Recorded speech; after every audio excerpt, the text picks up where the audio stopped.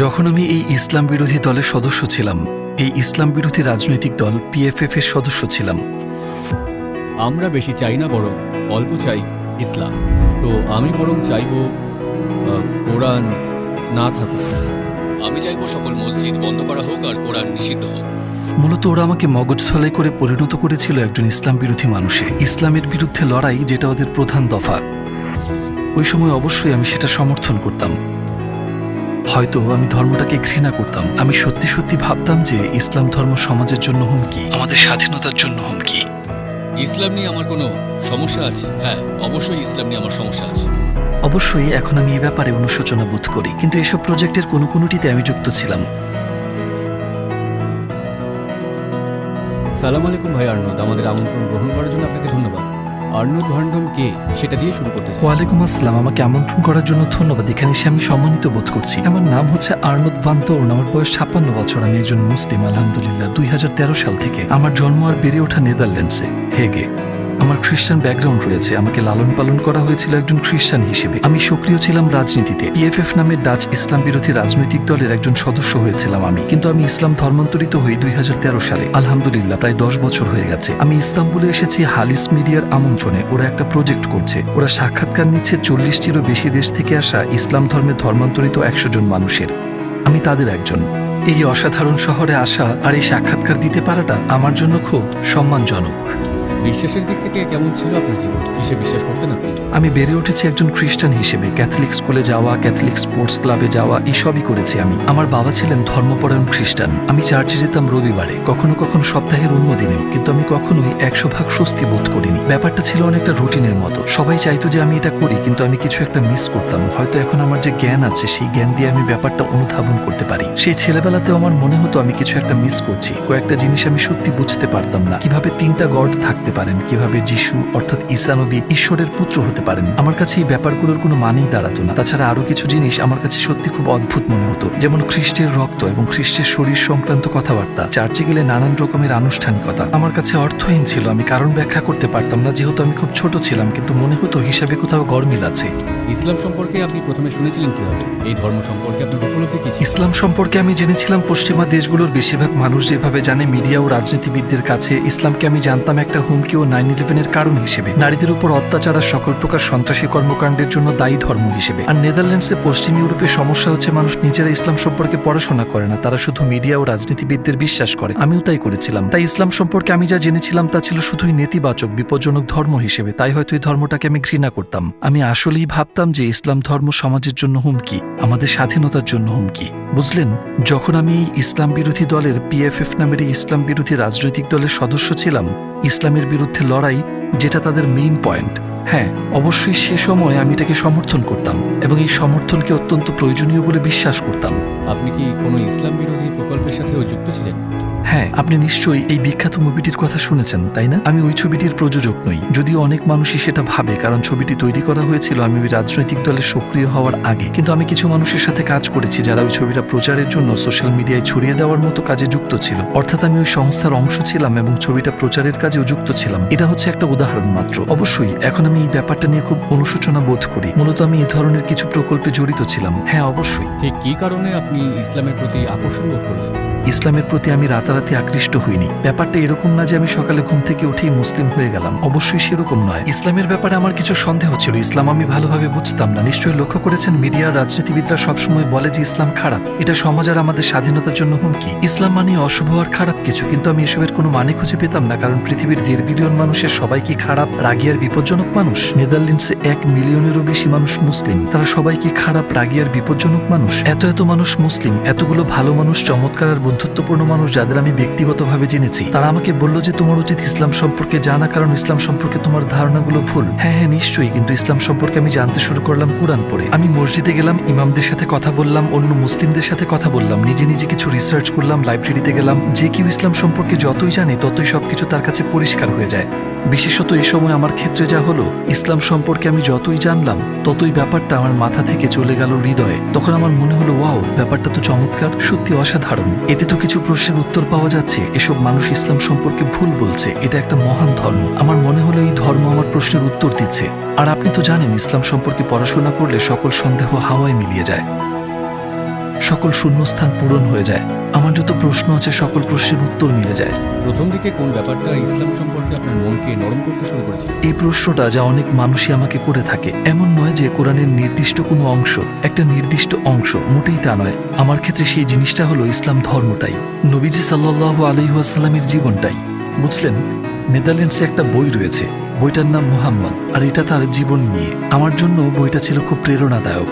বুঝলেন, আমার গবেষণায় খুব কাজে লেগেছিল। ইসলাম সম্পর্কে পড়াশোনা এবং পুরো ব্যাপারটা ছিল খুব ধীর। বিদেশ থেকে বেরিয়ে আসার যে ব্যাপারটা, মানে আমি ভাবতাম ঠিক আছে আমি ইসলাম সম্পর্কে পড়াশোনা করব, কিন্তু ওরা সবাই মিথ্যাবাদী, ওদের কথা সত্য নয়, ওরা আমার মগজ ধোলাই করছে। ভাবতাম মসজিদে যেসব কথাবার্তা হয় সেগুলো খুব সুন্দর, কিন্তু সেসব কথায় সততা নেই। কিন্তু যত বেশি জানা যায় ততই বোঝা যায়। আপনি মুক্ত মন নিয়ে ইসলাম বিষয়ে গবেষণা করলে, হ্যাঁ, মুক্ত মন, মুক্ত চিন্তা থাকাটা খুব গুরুত্বপূর্ণ। প্রকৃত ইসলামকে জানলে সত্য আর অস্বীকার করা যায় না।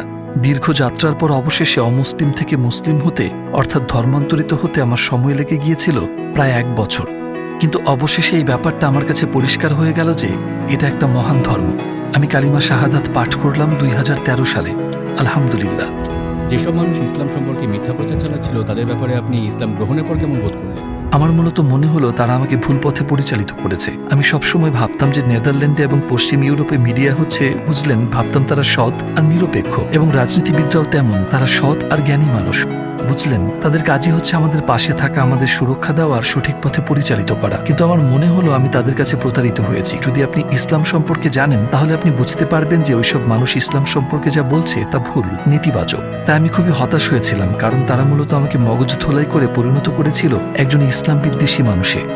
কিভাবে আপনি কালিমা শাহাদাত পাঠ করেছিলেন আমাদেরকে সেই মুহূর্তের কথা বলবেন? ইসলাম গ্রহণ করার সময় আমার বয়স ছিল 45 বছর। আমি শাহাদাত পাঠ করেছিলাম একটি মসজিদে। সেখানে আমি আগেও কয়েকবার গিয়েছিলাম, কারণ ইসলাম সম্পর্কে আমার কিছু প্রশ্ন ছিল। তারা বলেছিল আপনি মসজিদে গিয়ে আপনার সকল প্রশ্ন জিজ্ঞাসা করতে পারেন। আমি বলেছিলাম না, আমি মসজিদে যাব না, কারণ ওরা সম্ভবত আমাকে ঘৃণা করে, ওখানে ওরা আমাকে ভালোভাবে গ্রহণ করবে না। তারা আমন্ত্রণ জানিয়ে বলেছিল আপনি ভেতরে আসতে পারেন। তারা ছিল খুবই বন্ধুত্বপূর্ণ, আমাকে চা খাইয়েছিল, আরো কত কি। আমি ওখানে ঘন্টার পর ঘন্টা কাটিয়েছিলাম মানুষের সাথে কথা বলে, এবং এটি আমার কাছে ছিল বিভ্রান্তিকর ব্যাপারগুলোর একটি, কারণ এসব মানুষের আমাকে ঘৃণা করার কথা। তারা কিভাবে এত বন্ধুত্বপূর্ণ হয়, তারা কিভাবে এত মুক্ত মনে হয়, কিভাবে তারা আমার সকল প্রশ্নের উত্তর দেয়, সেটাই ছিল আমার ইসলামের পথে আসার অন্যতম একটা কারণ। আমাকে এটা করতে হয়েছিল একটু গোপনে, কারণ যদি মানুষ জানতে পারে যে আমি এটা করছি তাহলে আমি আমার চাকরি ও পজিশন হারাতে পারি। তাই তখন আমি ব্যাপারটা প্রকাশ করতে অনিচ্ছুক ছিলাম। আর আমি কালিমা শাহাদাত পাঠ করেছিলাম ওই মসজিদেই, কিন্তু কোনো অডিয়েন্সের সামনে না। একটা ছোট্ট অফিসে। আমার সাথে ইমামও ছিলেন না, ছিলেন মসজিদের একজন স্বেচ্ছাসেবক। সেখানে তিনি ছিলেন মূলত এই কালিমা পাঠের পুরো বিষয়টাতে আমার মেন্টর হিসেবে।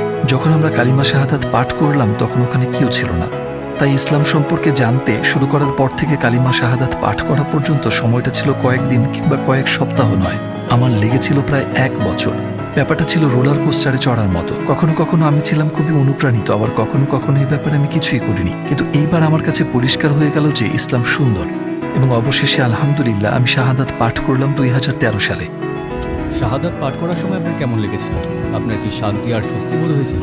হ্যাঁ, নিশ্চয়ই। শয়তান সবসময় আমাদের পেছনে থাকে, এমনকি শেষ মুহূর্তেও কানের কাছে ফিসফিস করে বলতে থাকে, না না না না, ওটা করো না, তোমার মগজ ধোলাই করা হয়েছে, তুমি থামো। আমার ইসলাম গ্রহণের 5 মিনিট আগ পর্যন্ত এমনটা হয়েছে, কিন্তু যখন আমি কাজটা করেই ফেললাম তখন মনে হলো আমার উপর থেকে অনেক বড় ভার নেমে গেছে। আমি সত্যিই সুখী বোধ করলাম। আমার মনে হলো ব্যাপারটা বর্ণনা করা কঠিন, আরো মানুষ এটা করেছে, তাই সম্ভবত তারা বুঝতে পারছে আমি কি বলতে চাইছি। ব্যাপারটা যেন আরেকবার জন্ম নেওয়ার মতো।